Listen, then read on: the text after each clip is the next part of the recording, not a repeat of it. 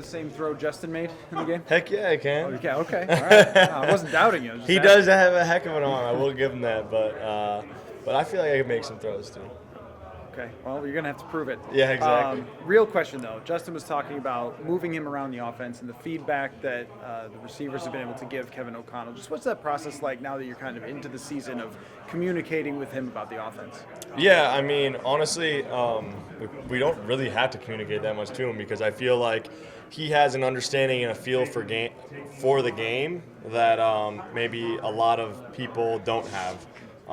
And that's not a knock on anyone else. I just think he has a really good feel for, kind of where receivers come from. A lot of coordinators or coaches maybe sometimes look from a different perspective, and he just has an ability to kind of see it from all perspectives, which I think is a really good trait that, again, is very rare. I think that's just being a former player from his? Yeah, I would think so, just from his experiences of being playing at a high level, being in the NFL for a while, maybe being on scout teams and kind of seeing it from a lot of different perspectives.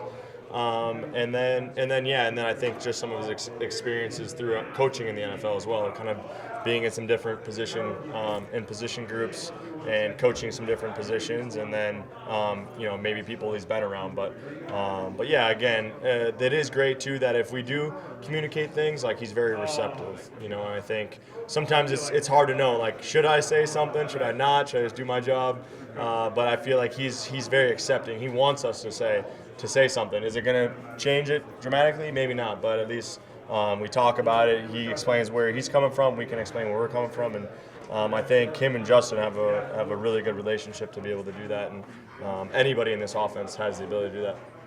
In all these tight games, it seems to be around the league it's happening so far. What have you guys learned as a team? I know obviously you don't want to blow leads, but what have you guys learned that coming through in the end on these tight ones?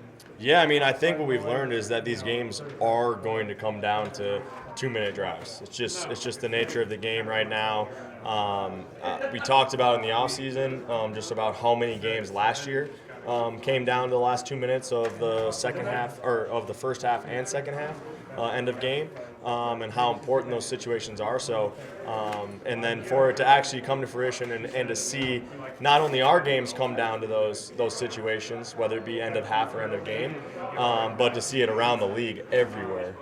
Even you look at this Miami team, you saw them play the Bills, and the Bills kind of boggled a 2-minute at the end of the half that could have maybe been some points, and the 2-minute at the end of the game that could have put some points on the board to maybe win the game. So it's not just end of game, which I think is cool to talk about and to see, is those end of half situations are almost just as important as end of the game. Is there anything that's trending for you guys that you've seen in the past 5 games? Yeah, for sure. And I think you can build a lot of confidence off what we've done in those situations, just saying, hey, like, we're never out of a game. We have a lot of confidence in that if we get put in those situations, there's no stress. Like, let's just be confident. We've been here before. Let's go put our best foot forward and just see what happens. Adam, along those lines, when Ryan Cordell is walking you guys through those things every week, how much does that kind of help players have a second level or kind of almost second nature understanding of what to do in those spots? Yeah, I mean, it definitely doesn't hurt. I think more you can talk about it, even though maybe we've talked about those situations in the past. Still, the more you can talk about it, the more, now I remember, now if I'm putting myself in that position, how am I going to respond, And I think the more that you can talk about it, that you can learn from these games, I think it's really cool to see, is when now guys, after like a Saturday night meeting, we're coming in there and we're like, man, did you see that college game? Like, what they did at the end of the game? Like, that's a perfect clip for the situational masters, and to talk about, how they could have done things a little differently to help them win that game. So it's kind of cool now that we've talked about it and are talking about it.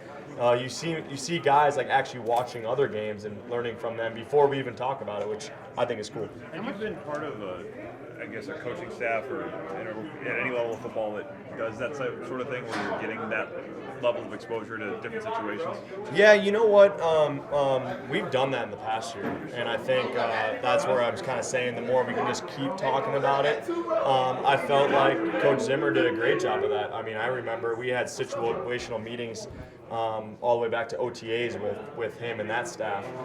So it's not necessarily anything new. It's just the more that you reiterate it week in and week out. I don't think maybe we did that as much in the past, but it's all important. I mean, coaches know they know how important those situations are, so they're gonna make sure you're prepared. But when you have a couple people that specifically like that is what their job is that week, and they have a role to do that every week, I think that's huge, because they're looking for stuff. And they're trying to put together a presentation for us every week that is going to help us win a football game. Who else besides Cordell is involved in that? I think Pettin as well. Pettin, yeah. He kind of talks a little bit about some stuff, but I think it's mostly him. Is this the most creative red zone offense you've been in terms of the plays he runs? Red zone? Yeah. Yeah, I mean, I think, again, like this coaching staff, they just collaborate so well. They're going to find ways to put us in great situations, opportunities to make plays and ultimately help our team win games. And also, they're not afraid to spread the ball around, right? Like a lot of guys, you see Jalen scoring the touchdown on a creative play. They're not going to just make sure like one guy is doing this and this is all he does. It's going to be a collaborative effort to put that ball in the end zone and to score touchdowns. Those plays actually like complex. I know it's the illusion of complexity, but it seems like a lot is actually happening. No, that's something that we kind of pride ourselves on. Is it's not going to be complex for us, but it's going to be complex for the defense. So. Again, we have nothing to do with that as players. We just run the play that's called, but coaching staff does a great collaborative effort to just put us in good positions and help us, be successful. Off the field, Adam, you and Zach Line are working together on a shirt through your clothing line for Tate and 42 Strong. It's just wondering how that came about and what you want to accomplish there. Yeah, so Zach Line, obviously, one of the greatest human beings that I've been around, and great teammate. Great family guy that I really respect on and off the field, and been able to partner together on some sports performance gyms, and then what he's doing in his community, and then obviously the tragedy that happened with Tate in his community, in his school that he grew up in, Zach. Just trying to help out where I can, but he's doing all the work, and that community is just rallying behind that and trying to make a big difference with Tate's name, because he was one of the strongest leaders. I mean, Zach's told me stories about the type of person, the leader that Tate was, and just any way we can help. Obviously, you help out good people and people that do things the right way, and Zach's one of those people. All right, thanks guys, appreciate it.